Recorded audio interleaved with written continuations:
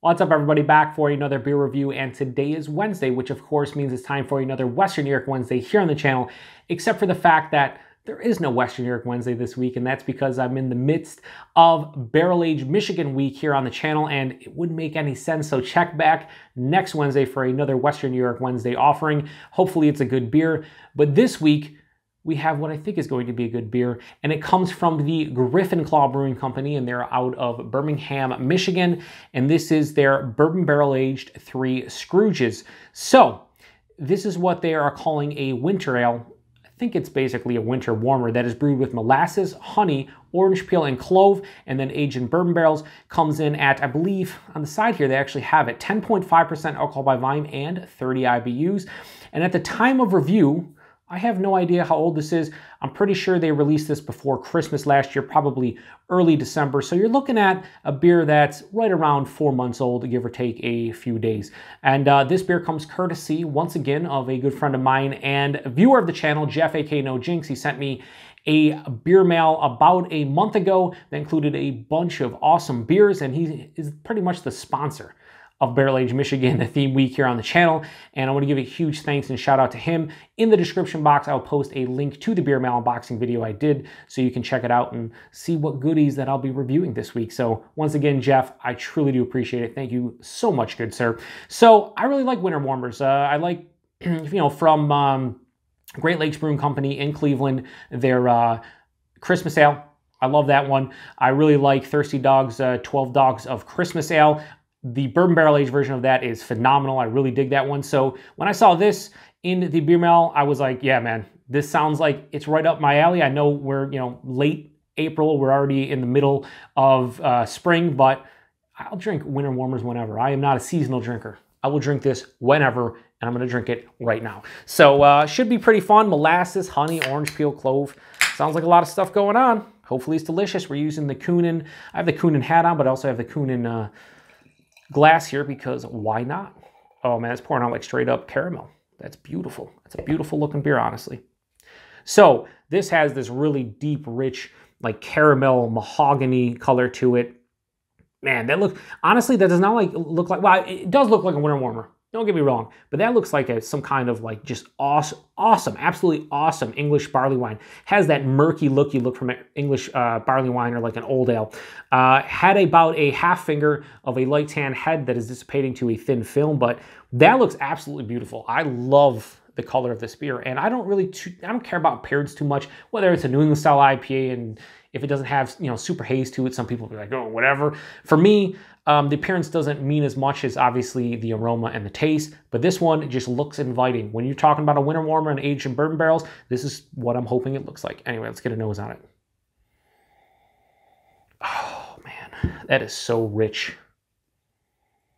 Man, that the honey molasses is like, they're blending together. This has like a super rich, deep, sweet nose to it. Very decadent.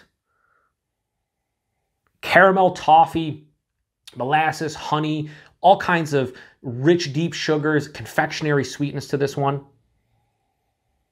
There's a little bit of that orange peel I'm picking up on. Not too much the clove, but the orange peel is there.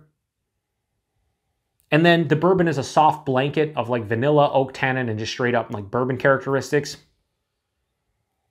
I'll tell you right now, always honest with you guys when it comes to reviews, and this one smells like it's going to be freaking super sweet. This is going to be a super sweet beer, I feel, based on the nose. Lately, when I say something in the in the nose, or I'm like, it's going to be this or whatever, more often than not, it seems lately, like over the last month or so, that the taste does a complete 180. So I wouldn't be surprised if that happens here, but based on what I'm smelling, all the sweetness that you've ever wanted is in this glass. So let's get into it. Cheers, everybody, and thank you once again, Jeff.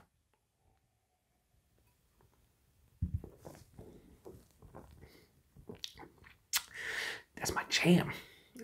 Ooh. Hang on a second. As soon as I tasted it, I was like, yeah, the nose carried over. And then what I think is the clove, along with the orange peel and maybe a little bit of that honey, kind of hit on the back end and was like, hold up, hang on, settle down. Just settle down. Joe, settle down. So I'm settling down. I'm going to go in for another sip. Right up front, caramel, toffee, the molasses. A little bit of that honey. Yeah, that's really nice, like an orange blossom honey. So right up front, you're hit with all that sweetness.